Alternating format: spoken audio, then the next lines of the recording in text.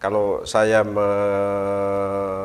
mengistilahkan ya ilmu dan teknologi, tetapi juga ilmu agama. Nah, itu sarananya MTS, ya bukan SMP. Pesantren itu menjadi memperkuat ya karakternya MTS Ulumiyah. Ya itu tadi yang saya katakan, gurunya itu banyak yang berbakat ya di multimedia ya, bidang IT itu juga banyak yang berbakat di situ sehingga ditularkan ke siswa ya. Jadi ya mohon maaf tidak menyombongkan ya. Kalau hal yang begitu itu sudah biasa dilakukan oleh anak-anak ya. Walaupun tidak ada lomba itu sudah berlatih sendiri ya mereka itu ya. Untuk sudah tampil di podcast ya. di KN Media ini. Termasuk jadi artis-artis ya, KN Media itu juga ya, banyak. termasuk ya di KN Media kan banyak yang tampil itu ya. Kalau mau tahu KN Media artis-artisnya bisa subscribe di bawah ini. Itu ya.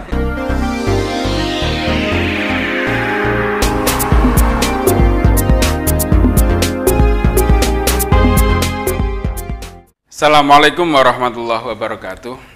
Waalaikumsalam warahmatullahi wabarakatuh. Alhamdulillahirrabbilalamin. Salatu wassalamu ala asrofil anbiya al mursalin Sayyidina maulana Muhammadin wa ala alihi wa sahbihi ajmain. Alhamdulillah para sahabat KN Media, Kelopong Ngepang Media, pada kesempatan yang baik ini kita kedatangan tamu yang sangat fenomenal dalam rangka memperingati 11 tahun berdirinya MTS Ulumiyah, yaitu Bapak Dr. Haji Kaswadi M. Hum. Selamat datang Bapak di KN Media. Terima kasih, selamat datang. Gimana kabarnya? Alhamdulillah sehat. Sehat ya? Alhamdulillah. Mungkin Pak Kaswadi sebagai Kepala Madrasah Sanawiyah Ulumiyah bisa menceritakan sejarah berdirinya Madrasah Ulumiyah dan hal-hal yang bersangkutan dengan pendirian dari Madrasah Sanawiyah Ulumiyah tersebut. Ya. Terima kasih atas undangan dari KN Media. MTS Ulumiyah itu awalnya kan berangkat dari kegelisahan Mbah Kiai Fatkur Rahman atau biasa dikenal dengan Mbah Kur atas fenomena sosial ya.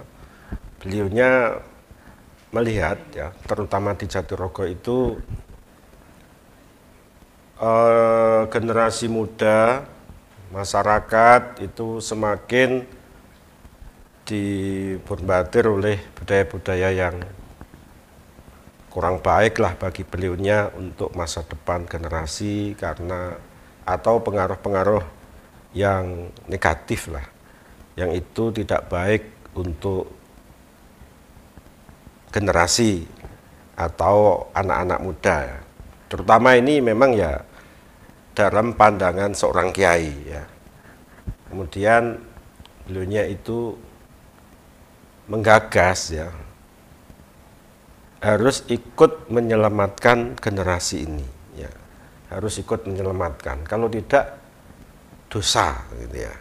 Karena itu kemudian beliaunya ini menggagas ya bersama Yayasan Al-Barmawi yang dikomandai beliaunya itu menggagas bagaimana ingin mendirikan lembaga pendidikan ya yang untuk membekali generasi-generasi ini, anak-anak bangsa ini, keluarga-keluarga muslim terutama, supaya selamat dari pengaruh-pengaruh zaman yang tidak baik. Itu ya, akhirnya setelah bicara dengan alumni ya, bicara dengan keluarga, bicara dengan tokoh-tokoh masyarakat ya, kemudian jadilah MTS Ulumiyah itu, didirikanlah MTS Ulumiyah itu ya, itu tahun 2011 ya. Tahun 2011 Pak ya?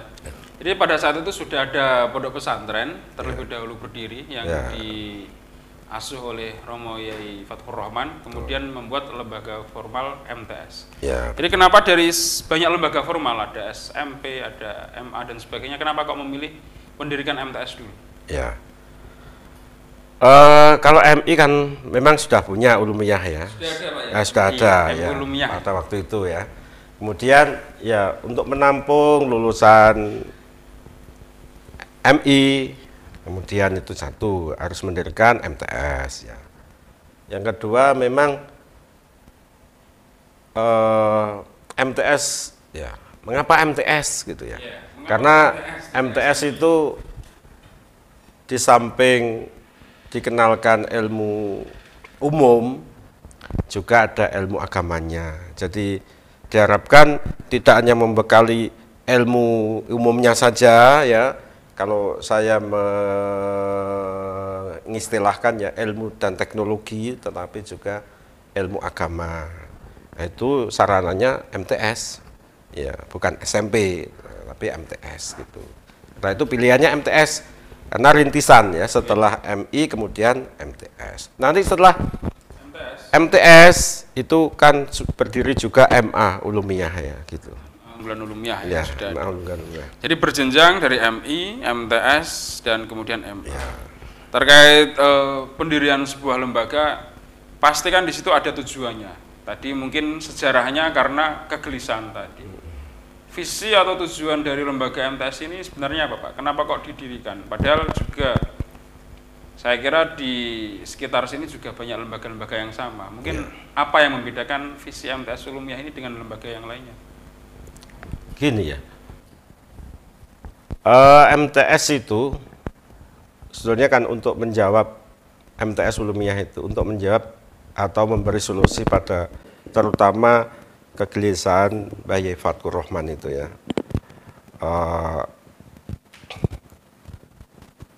Untuk jadi lembaga yang baik kan harus mencanangkan visinya. Apa visinya ya? Maka kita sesuai dengan latar belakang tadi ya yang sudah saya ceritakan itu. Visinya itu ya supaya menjadi lembaga yang mampu membekali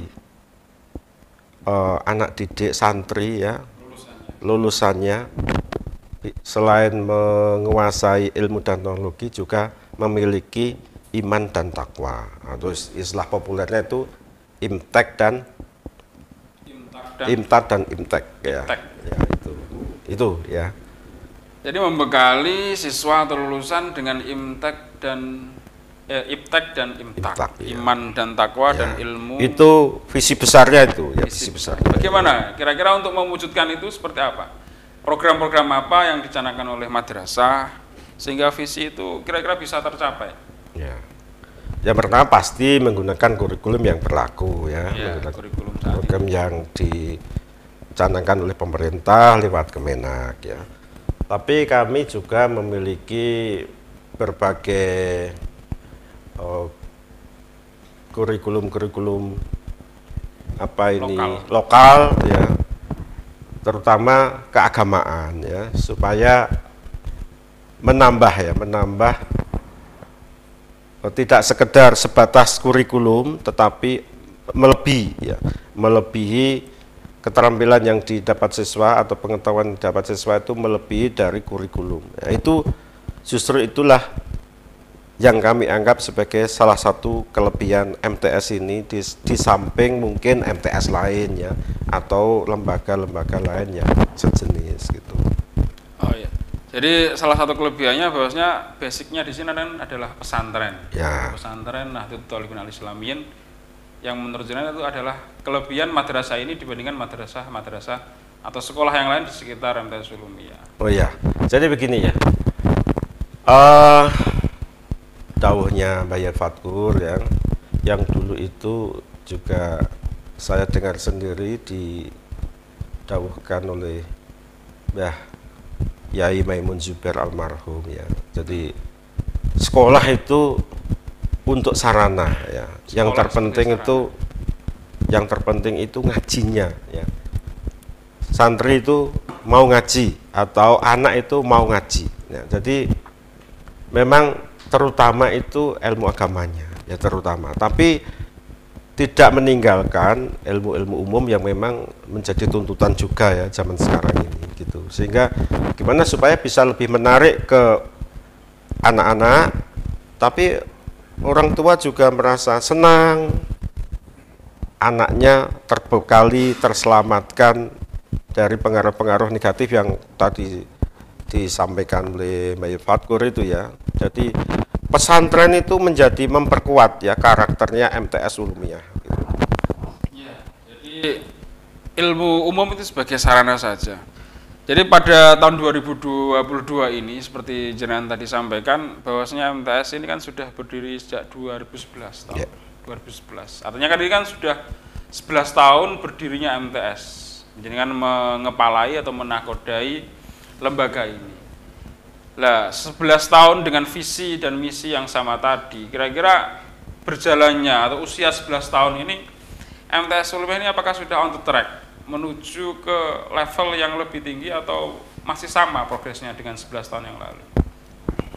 Kalau dibandingkan dengan 11 tahun yang lalu itu perkembangannya sudah sangat pesat ya, sudah sangat banyak lah. Kami memulai lembaga ini itu dengan sarana prasarana seadanya ya. Gedungnya itu gedung lama yang dipakai ya.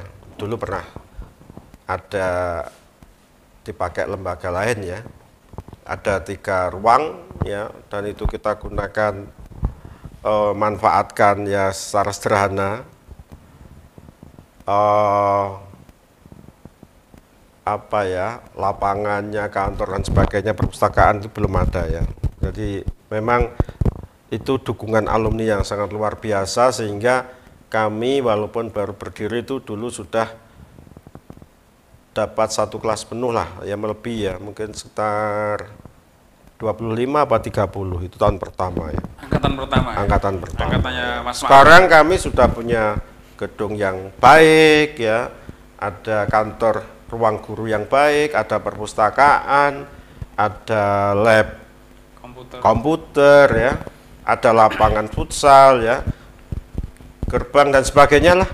Menurut saya kemajuannya sudah sangat jauh ya, itu di fisiknya ya. Bagaimana dengan pembelajarannya ya? Kami selalu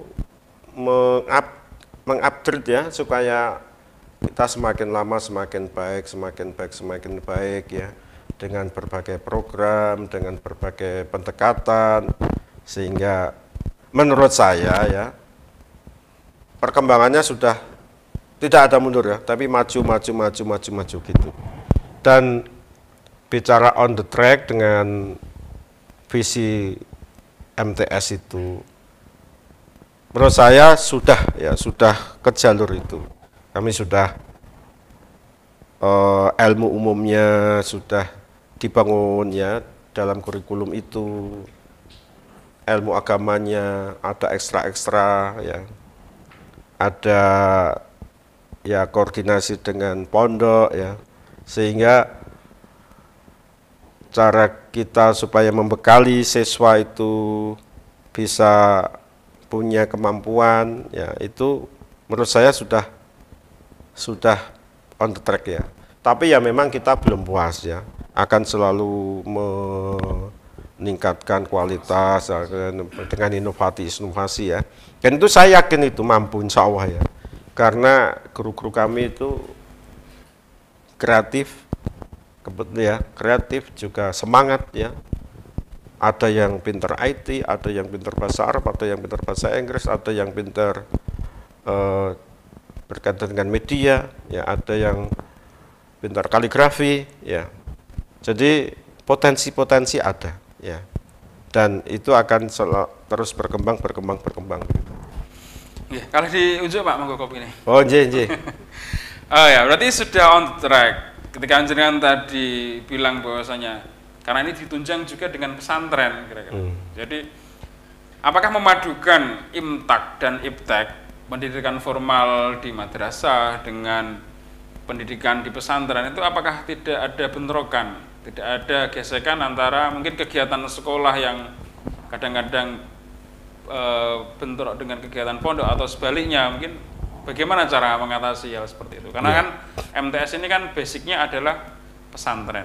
Pesantren dulu ada, sudah jauh sebelumnya, baru formal yang ada. Bagaimana itu? Ya, Pertama ya, saya tanggapi tentang memadukan ilmu teknologi dan iman takwa. Itu memang berat ya, karena dua dunia ya, jadi satu ya. Kalau di sekolah umum itu kan terutama adalah ilmu umumnya. Tapi di kita itu ingin memadukan ini supaya seimbang ya. Ya, dua dunia antara ilmu dan teknologi dan iman dan takwa ya. Itu sangat berat ya. Bukan hanya gurunya, tapi siswanya juga ya. Siswa harus mempelajari ilmu lebih banyak, waktu lebih lama ya. Sehingga berangkat pelajaran dimulai pukul 7, pulang sampai sore ya. Memang itu sangat berat. Nanti malam masih ada ngaji di pondok. Memang itu sangat berat. Tapi itu sudah bisa kita lakukan ya. Sudah bisa kita lakukan dan berjalan dengan baik ya. Berjalan dengan baik ya. Itu beratnya di situ.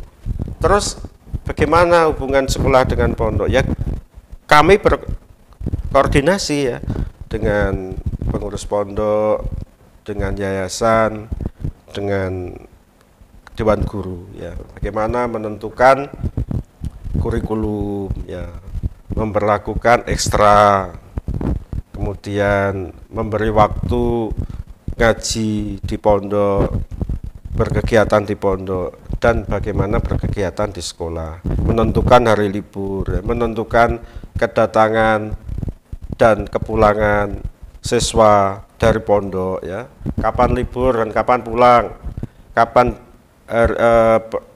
sekolah dimulai dan kapan kembali, kapan pondok saja berkegiatan yang harus disupport oleh madrasah, kapan madrasah berkegiatan yang harus disupport oleh pondok. Itu selalu berkoordinasi gitu. Jadi kuncinya adalah koordinasi ya. Koordinasi antara madrasah dengan pesantren ya, agar supaya tidak terjadi tabrakan antara jadwal madrasah dan jadwal sekolah. Ya, kuncinya itu karena visinya satu, ya, satu visi, sehingga gampang untuk saling memahami. Visi yang sama tadi ya. Iya. Imtek. Apalagi kan memang madrasah itu kan yang melahirkan itu kan pondok gitu. Jadi ya. Madrasah lahir dari rahim pondok pesantren ya, atau pondok NTI ini ya. Oke. Kalau menurut jenengan kan kalau dilihat dari titel atau gelar jenengan itu kan dokter ya, dokter di bidang ilmu ya, sastra Indonesia. Kemudian MHum juga humaniora juga sastra. Sementara jenengan di sini berkecimpung di madrasah yang notabene di bawah naungan pesantren. Kira-kira apakah nggak sulit jenengan untuk beradaptasi dengan pesantren, sementara basic pendidikan jenengan itu adalah basic pendidikan umum? Ya, ya tidak ya, karena ilmu itu kan pada dasarnya kan satu ya, dasarnya satu. Semua ilmu itu dimanfaatkan untuk ibadah, itu aja ya. Itu kuncinya di situ. Ilmu itu untuk ibadah gitu. Jadi saya mengajar ya untuk ibadah, saya membantu MTS ini ya ibadah gitu ya, khidmatnya untuk ibadah, itu aja ya. Jadi dua dunia yang kelihatannya berbeda itu intinya bisa sama ya, karena itu satu, itu ibadah. Dan saya malah berterima kasih ya diminta ya untuk menjadi komando ya, komandan di sini ya, atau apa, nahkoda itu di MTS itu, karena bisa menyeimbangkan saya sendiri ya. Kalau di Surabaya saya itu bergelut dengan dunia ya ilmu dunia. Kalau di sini umumnya bergelut dengan ilmu akhirat lah ya. Berarti seolah-olah yang di sini itu menjadi balance jenengan. Iya, betul. Penyeimbang dari glamornya hidup di Surabaya. Enggak glamor juga sih. Kembali ke track 11 tahun berdirinya MTS Ulumiyah yang sekarang tahun 2022. Yang menurut jenengan tadi bahwasanya perkembangan 11 tahun ini sudah on the track. Kira-kira agar tracknya ini semakin bagus, semakin maju, madrasah ini program unggulan apa atau program apa yang ingin jenengan canangkan di madrasah untuk mencapai visi dan misi tadi? Oh ya, ya supaya secara umum itu ya meningkatkan kualitas madrasah ya, meningkatkan pelayanan kepada siswa gitu ya, meningkatkan kepuasan siswa gitu. Dengan cara apa? Ya meningkatkan kualitas gurunya ya, mengharuskan gurunya untuk selalu belajar, mengikuti pelatihan-pelatihan, mengikuti program-program dari Kemenak ya, gitu. Kemudian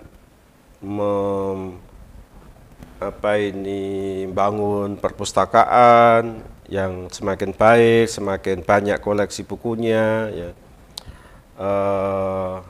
Lab-lab komputer di-upgrade, diperbaiki, ada sarana-sarana olahraga, kajian-kajian ekstrakurikuler ya, itu untuk menunjang ya visi kita di situ ya.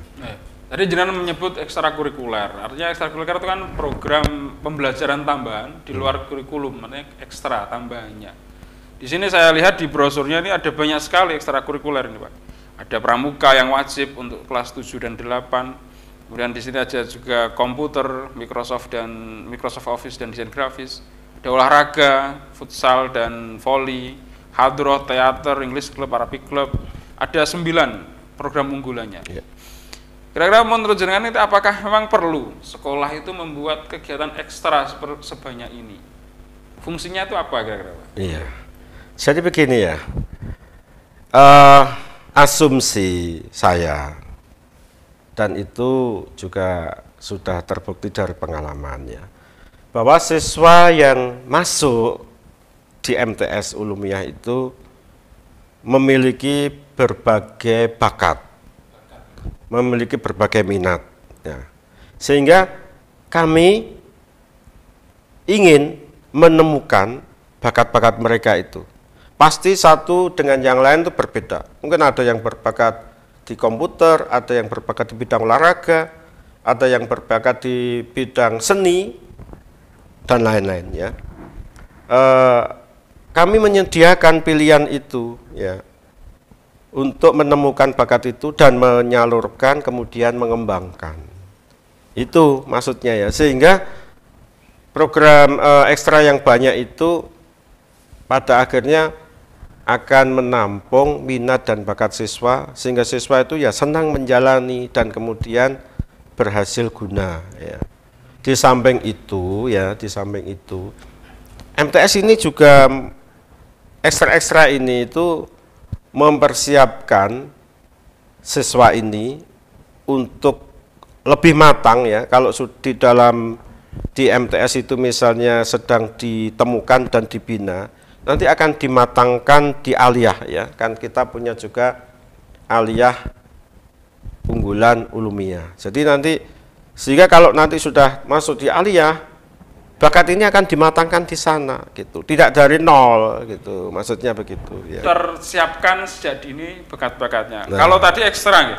Ekstra itu kan mungkin pendalaman materi atau pendalaman minat dan bakat. Selama ini apakah memang ada siswa yang setelah bakatnya diasah lebih lanjut, kemudian dia berprestasi di bidang-bidang tersebut? Contoh umpama dia mengikuti OSN, ekstra OSN, Olimpiade Sains Nasional. Jadi apakah memang ada atau mungkin di bakat-bakat lainnya yang siswa ini berprestasi di situ Pak? Ya, misalnya pernah juga ada yang juara ya, mengikuti KSM ya, juara KSM. Ya, bidang biologi ya di tingkat kabupaten, salah satunya itu ya. Jadi mewakili Kabupaten Tuban ya, untuk KSM di tingkat provinsi ya gitu maksudnya. Jadi sebenarnya gini, sebetulnya kami itu selain membuka program ekstra itu ya, kami juga rajin mengikuti olimpiade atau kompetisi-kompetisi di luar ya, apa tingkat kabupaten, apa tingkat provinsi, atau kompetisi-kompetisi yang diadakan oleh sekolah lain ya. Sebetulnya itu bukan masalah juara atau tidak, ya, tapi memberi semangat, memberi kesempatan kepada siswa, memberi semangat untuk belajar ya, memberi kesempatan untuk mengukur dirinya. Kalau juara itu bonus, ya, bonus saja ya. Yang paling penting apa berarti, Pak? Yang paling penting ya menyemangati untuk belajar itu ya, supaya ya siswa itu semakin giat belajar, semakin giat menimba ilmu itu ya. Nanti kalau juara itu bonus saja itu ya. Jadi kalau nggak juara nggak apa-apa, Pak? Tidak apa-apa ya. Dan itu tidak kami targetkan. Tidak ya. Berambisi ketika tidak berambisi ya, tapi targetnya adalah anak-anak ini supaya bisa lebih maju ya. Dan itu kami tugaskan ya guru-guru yang sebidang atau memang punya urusannya ini untuk mendampingi ya, pembina tadi. Ya, pembina ya, guru pembina itu untuk mendampingi siswa-siswa ini ya. Ini dengar-dengar yang terbaru ini dari ekstrakurikuler vokal, ini kan kemarin kalau nggak salah ini menang juara 1 lomba cover sholawat, Pak, yeah. Di MA Salafiyah. Jadi salah satu jebolan dari ekstrakurikuler vokal dan hadroh di sini. Ya, itulah salah satu hasilnya ya. Memang di kami itu, ya itu tadi yang saya katakan, gurunya itu banyak yang berbakat ya di multimedia ya, bidang IT itu juga banyak yang berbakat di situ sehingga ditularkan ke siswa ya. Jadi ya mohon maaf tidak menyombongkan ya. Kalau hal yang begitu itu sudah biasa dilakukan oleh anak-anak ya. Walaupun tidak ada lomba itu sudah berlatih sendiri ya mereka itu ya. Untuk sudah tampil di podcast ya. Di KN Media ini. Termasuk jadi artis-artis ya, KN Media itu juga ya, banyak. termasuk ya di KN Media kan banyak yang tampil itu ya. Jadi kalau mau tahu KN Media artis-artisnya bisa subscribe di bawah ini. Itu ya. Itu diantaranya juga mengasah siswa-siswa MTS Ulumiyah ya. Dan itu mereka, kami tidak terlalu saya sebagai kepala sekolah itu, kepala madrasah ya, tidak terlalu mengawasi atau menghimbau, menginstruksi ya. Mereka sudah kreatif sendiri ya dengan guru-gurunya ya gitu. Karena pembelajaran ekstra itu biasanya didasari rasa senang. Jadi pilihan kan gini, ya. Kan pilihan. Jadi bakat mereka akhirnya mereka semangat untuk mengikutinya. Nah, itulah yang saya maksud tadi, menyediakan berbagai ekstra ya, supaya mereka itu bisa belajar sesuai dengan minat bakatnya gitu.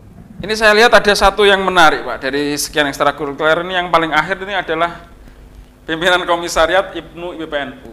Biasanya kan kalau di sekolah-sekolah secara umum itu kan menggunakan OSIS atau OSIMA, organisasi siswa intra madrasah kalau OSIMA. Kenapa kok MTS Ulumiyah ini memilih IPNU dan IPPNU kok enggak OSIMA saja? Ya, itu kami tidak mendiskreditkan apa-apa ya. Kami hanya ingin sejak awal anak-anak itu menyadari dirinya dan mengikuti ikut berjuang untuk NU gitu aja, Nahdlatul Ulama itu ya, supaya sejak awal tertanam dirinya sebagai orang NU dan berlatih menjadi pejuang-pejuang Nahdlatul Ulama. Jadi membiasakan mereka atau mengenalkan mereka sejak dini tentang Nahdlatul Ulama dan ajaran-ajaran Nahdlatul Ulama, intinya itu. Jadi nggak ada maksud yang lainnya. Oh, tidak ada. Dan mereka supaya betul-betul biasa terlibat berorganisasi, terutama berkaitan dengan NU. Oh, jadi mungkin itu dianggap penting ya untuk IPNU dan IPPNU. Ya. Kemudian di sini juga tertera ada kegiatan rutin ini, ada kegiatan tambahan, bahwasanya ada kegiatan apel pagi dengan melantunkan Asmaul Husna dan sholawat. Kemudian ada juga sholat duha berjamaah setiap 2 kali dalam seminggu, hari Selasa dan Kamis. Juga ada khatmul Quran setiap awal bulan. Ini adalah pembiasaan yang mungkin sangat baik dan jarang ditemui di lembaga lain mungkin. Kira-kira tujuannya pembiasaan ini apa menurut jenengan? Ya, memang nomor satu ya, mengajar ya. Jadi selain supaya mereka itu cepat menguasai, kita buat misalnya Asmaul Husna ya, kemudian Khatmil Quran ya, supaya dia terbiasa, maka kita biasakan gitu. Sehingga kalau dirutinkan itu kan hasilnya semakin baik ya. Kalau tidak dirutinkan hanya seremoni atau sporadis itu kurang ya. Itu satu. Yang kedua ada makna mendidik ya. Mendidik kedisiplinan ya, mendidik untuk belajar yang baik. Itu. Oke. Jadi sudah sangat banyak sekali yang jenengan paparkan secara lembagaan ya. Secara kelembagaan tadi mulai dari awal berdirinya, sejarahnya dan sebagainya itu sudah dipaparkan sangat baik. Dan jenengan sudah memimpin menjadi kepala madrasah di Ulumiyah ini selama 11 tahun Pak, sejak berdiri sampai sekarang.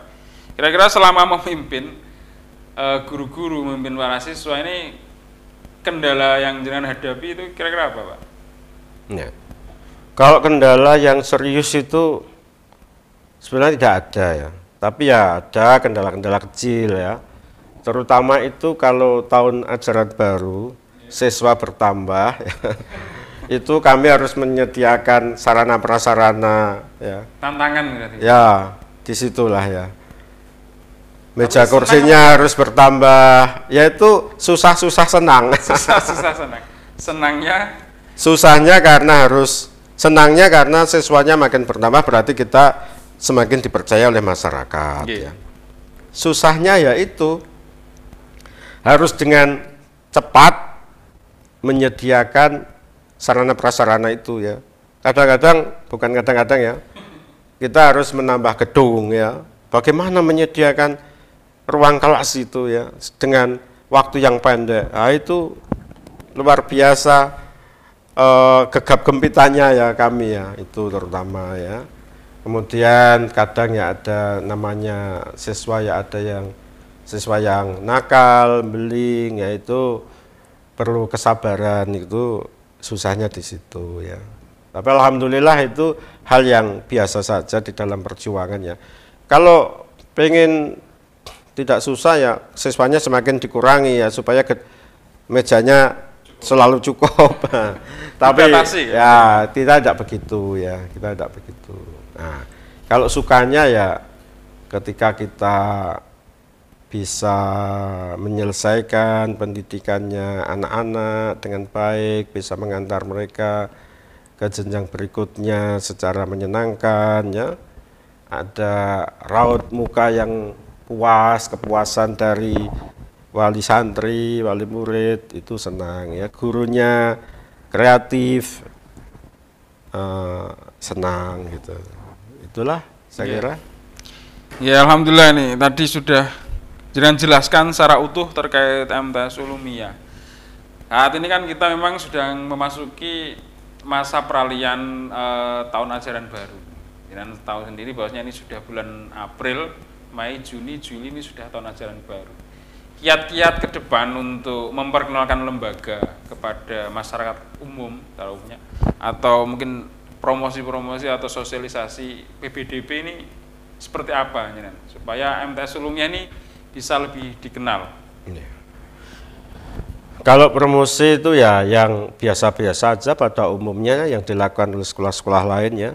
Ya ada sosialisasi ke sekolah, membuat brosur, terus promosi lewat sosial media begitu ya. Kemudian ya membuat acara-acara untuk promosi gitu. Tapi sebetulnya promosi yang kami lakukan yang terutama dan kami utamakan itu adalah lewat hasil mendidik ya. Jadi siswa itu kita kelola, siswa-siswa kita itu sebagai anak-anak kita itu kita kelola dengan baik, mereka puas, mereka akan menjadi alat promosi gitu ya. Jadi mereka akan ngomong ke adiknya, ke orang tuanya, ke teman-temannya, bahwa sekolahannya itu bagus Dari dan mulut ke mulut gitu. ya layak dijadikan lembaga pendidikan yang dipercaya. Dan menurut saya itu berhasil ya, karena kami dari tahun ke tahun itu siswanya bertambah banyak ya. Tahun kemarin tapi malah bertambah, Pak. iya. Tahun terakhir itu tahun 2021 itu kita bisa dapat siswa 4 kelas ya, putri 2 kelas dan putra 2 kelas. Menurut saya itu ya suatu hal yang perlu kami syukuri lah. Kalau tahun depan kira-kira tahun ini 2022 mungkin dapat 4 kelas atau mungkin nambah atau kurang, Pak, kira-kira? Optimisme jenengan, Pak. Nah ya itu ya masalahnya ya. Kami inginnya semakin percaya oleh masyarakat, bisa semakin diterima oleh masyarakat, bisa mendapat murid yang lebih banyak ya. Tapi kami juga harus berhitung, wah ini nanti sarana prasarananya harus tetap kita usahakan gitu ya. Selalu Jadi kita usahakan. tetap harus diusahakan gitu, Pak, Iya prasarana dan itu ya. prasarana. Semoga lah ya Itu PR-nya MTS semakin Ulumiyah ke depan baik. ini adalah sarana dan prasarana itu poinnya. yang lebih baik ya. Yang Saya kira sudah mencukupi saat ini ya, tapi ya memang harus lebih baik. Ya, jadi sedikit informasi ini untuk para sahabat-sahabat KN Media dimanapun Anda berada, bahwasanya memang pendaftaran atau PBDB untuk MTS Ulumiyah ini sudah dibuka sejak bulan Maret atau Februari. Untuk gelombang 1 ini sudah dibuka, Pak, ya?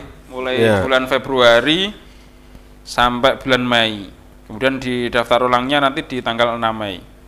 Kemudian untuk yang gelombang 2 ini juga sudah nanti akan dibuka mulai tanggal 7 Mei sampai 9 Juli. Daftar ulangnya tanggal 10 sampai 11 Juli. Daftarnya itu bisa langsung datang ke madrasah dengan membawa persyaratan fotokopi KK, KTP orang tua, kemudian pas foto dan rapot kelas 6. Kalau mungkin di sini juga tertera, Pak, ya. MTS Ulumiyah ini terletak di Desa Kebun Harjo, Jatirogo, Tuban. Kalau mau daftar lewat online di sini juga tertera di bawah ini nanti di https://bit.ly PBDB MTS Ulumiyah 2022. Jadi kalau mau daftar secara online langsung mengisi formulir lewat bit.ly PBDB MTS Ulumiyah 2022. Ya, terima kasih ya sudah dipromosikan ya. Dan jangan lupa MTS Ulumiyah ini dinaungi oleh Pondok Pesantren apa, Mas? Nah, Datuk Thalibun Al-Islamin Iya, dan betul. Yayasan Pondok Pesantren Al-Barmawi. Betul ya. Oke, mungkin closing statement dari Bapak Kaswadi. Perjalanan MTS Ulumiyah selama 11 tahun mengabdi kira-kira seperti apa? Dan harapan-harapan panjenengan untuk Ya, kedepannya. alhamdulillah sampai saat ini perkembangan MTS Ulumiyah semakin baik ya. Dan Mbah Kiai Fatkur Rahman selaku pendiri yang punya ide ya, dan selalu mengayomi, merasa senang ya dengan performan MTS Ulumiyah yang semakin membaik ya. Itu harapannya ya bisa semakin maju, anak-anak itu semakin semangat belajar, para ustadzahnya juga semakin semangat belajar, semangat mengajar, membina siswa gitu, sehingga tujuan kita mewujudkan visi generasi yang memiliki pengetahuan dan kemampuan iptek dan imtak itu terwujud. Itu aja. Oke. Sangat luar biasa paparan dari Bapak Kaswadi terkait harapan ke depan MTS Ulumiyah ini agar walaupun baru berdiri selama 11 tahun, kalau kita ibaratkan seorang anak itu 11 tahun itu baru mulai merangkak atau intinya baru sekolah SD dasar.